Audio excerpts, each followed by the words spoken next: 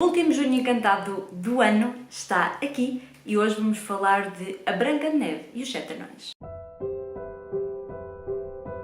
Olá pessoal, tudo bem? Então, hoje no último Junho Encantado deste ano, e eu espero mesmo que vocês tenham gostado da volta deste projeto que é tão engraçado, eu venho falar-vos então da Branca de Neve e os Sete Anões.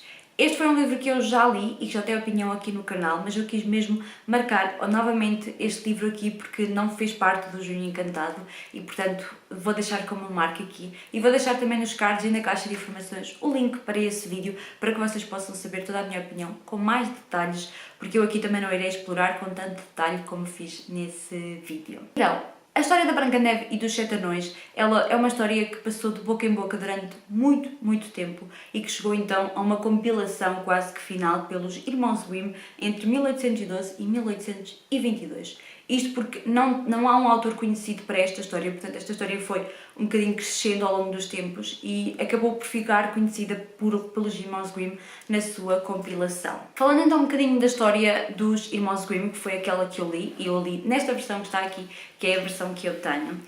Nesta versão, a história começa então com uma rainha que está então à janela a costurar, se eu não estou em erro, e que acaba então por picar o dedo e deitar umas gotas de sangue então para a neve, e acaba por ter o pequeno pensamento de que gostava de ter uma filha que fosse branca como a neve, vermelha como o sangue e com os cabelos negros como o ébano. O que é certo é que ela veio a ter uma filha que era branca como a neve, com bochechas vermelhas como o sangue e com o cabelo preto como o ébano. Na altura em que ela teve a filha, o que é certo é que a rainha morreu também. O pai acabou então por ficar com a criança para tomar conta e acabou então por voltar a casar com uma mulher, com uma madrasta, que era um bocadinho má e que trazia com ela um espelho que supostamente falava sempre a verdade. A esse espelho ela fazia a simples pergunta do espelho, espelho meu, quem é mais bela do que eu? A essa resposta, o espelho respondia sempre que era ela a rainha, até ao dia em que a Branca de Neve cresceu e passou a ser a Branca de Neve a mais bela de sempre. A rainha ficou bastante chateada com isso e contratou então o caçador para ir atrás da Branca de Neve, matá-la e trazer-lhe então o coração.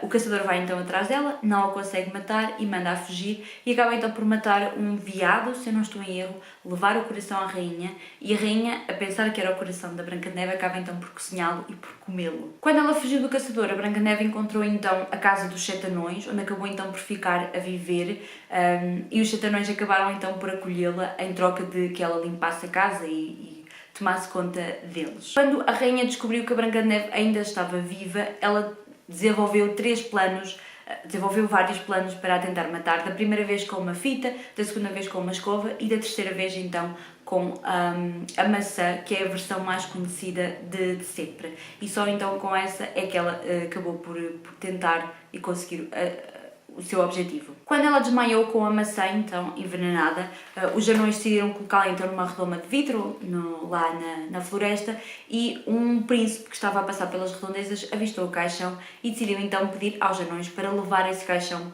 para o castelo, e durante o caminho, no solavanco do caminho, a Branca de Neve conseguiu que o caroço saísse, o bocado de maçã saísse e ela acordasse então desse desmaio. Quando isso aconteceu, a Branca de Neve acabou então por se apaixonar pelo príncipe, acabaram então por casar e a rainha acabou então por ir ao casamento, mas como consequência acabou então por ter que calçar umas botas de ferro e dançar então até à morte. Como vocês podem ver, este não é o conto mais amigável, vamos dizer assim, e portanto é um conto bastante interessante, vamos dizer assim, e ameaçador. Mas esta não foi a única versão que existiu, existiam várias versões. Em muitas versões os anões são substituídos por ladrões, noutras é por dragões, há várias versões, noutras a rainha inicialmente na história não está a falar para a neve, nem numa janela, e sim está a falar com a lua ou com o mar. E é muito engraçado, quando eu estava a pesquisar para depois fazer também este vídeo, é muito giro ver que as versões populares sempre foram mudando ao longo do tempo. Inicialmente eram versões muito mais maléficas e com muito mais carga emocional e carga mesmo maldosa, vamos dizer assim, e ao longo dos tempos as temáticas foram-se suavizando. Por exemplo, nesta da Branca de Neve, a rainha má tenta matar 3 vezes e na versão mais conhecida só existe uma tentativa de morte. E se vocês repararem também, ao longo dos tempos, os filmes da Disney acabaram por se ir suavizando em termos de temáticas e principalmente o que inicialmente era considerado um conto de entretenimento passou a ser olhado como um conto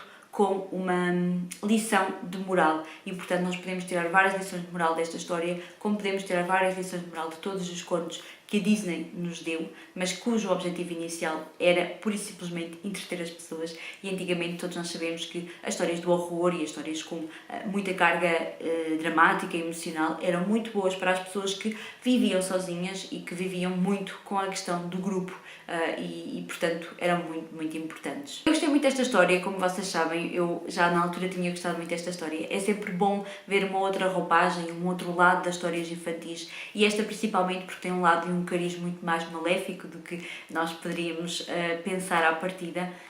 E portanto é sempre muito bom ler estas histórias e eu gosto muito. Recomendo muito esta edição que tem ilustrações da Camille Rose Garcia. Ela faz livros maravilhosos e portanto recomendo muito, mas mesmo muito, esta edição. Vamos então passar ao filme. Este filme é então de 1937, portanto é um filme bastante antigo, foi um dos primeiros da Disney, portanto este é um filme com um traço muito mais antigo e com uma animação muito mais antiga, mas também tem o seu lado mais nostálgico e mais bonito também, que eu gostei muito, mesmo muito de ver neste filme. Este filme foi realizado por 6 realizadores, este ainda teve muitos mais realizadores, mas pelo que eu vi havia um que era o principal e depois os outros eram tipo adjuntos, vamos dizer assim, que eu não vou aqui reproduzir porque entretanto todos já faleceram e como eu pude ver todos eles praticamente participaram nas primeiras produções da Disney.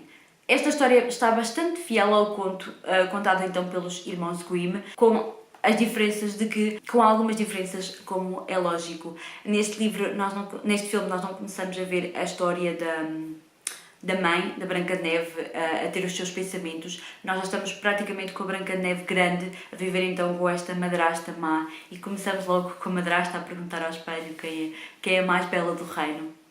E vemos então que a Branca de Neve foi renegada para um segundo plano e que foi colocada, tal como a Cinderela, a trabalhar para ela e a fazer-se de empregada, vamos dizer assim, da casa. E vemos logo no início que há um príncipe que está assim a catrapiscar-lhe o olho ali logo no início. Depois temos a tão célebre passagem com o caçador, que também não consegue matá-la, e também a passagem com os 7 anões. Talvez esta seja a passagem mais fofa de sempre num filme da Disney, e eu gosto muito desta parte com os anões. Este foi talvez dos filmes que eu vi quando era pequena, lembro-me mesmo, porque a música em português dos anões era muito engraçada, aquela do eu vou para casa agora eu... Eu adorava essa música e é talvez dos filmes que eu mais me lembro da minha infância e daquilo que eu vi enquanto criança de filmes da Disney. E claro, temos então um conjunto de 7 anões também muito, muito engraçado e portanto é uma parte também muito, muito engraçada. Nesta história só existe então uma tentativa de morte da Branca de Neve, que é logo com a bruxa má a tentar matá-la com a maçã, vamos dizer assim, e portanto só existe essa única tentativa que é conseguida logo à primeira.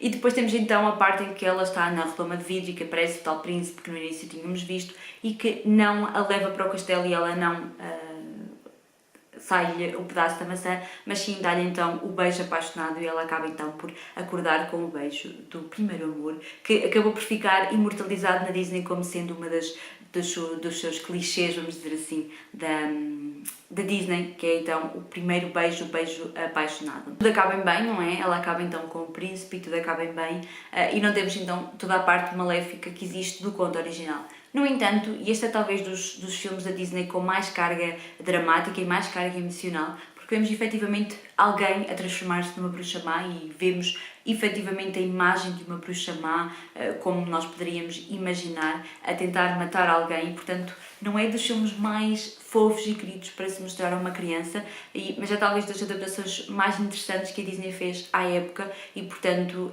gostei mesmo muito do filme e gosto muito desta história e, portanto, só posso recomendar que também vejam esta adaptação ao cinema. Como disse, esta é uma adaptação mais antiga, portanto o seu traço ainda é não muito perfeito. É um traço bonito, delicado, mas com certeza percebemos que na altura existiam ainda dificuldades em colocar os personagens a mexer a boca para falar, entre outras coisas, e portanto acaba por ser sempre limitativo à época aquilo que se conseguia fazer em termos de animação. No entanto, é um filme muito bonito em termos de desenho, em termos de cores, e é um filme que eu recomendo 100% para que vejam e, no fim, claro, que expliquem às crianças qual é a lição de moral que se pode retirar daqui, porque é um filme muito interessante. E é isso, espero que tenham mesmo gostado deste Junho Encantado 2018. Digam-me se vocês gostavam que eu continuasse a fazer para o ano trazer então mais 4 histórias e mais 4 adaptações. E é isso, espero que tenham gostado, um grande beijinho e até o próximo vídeo. Tchau!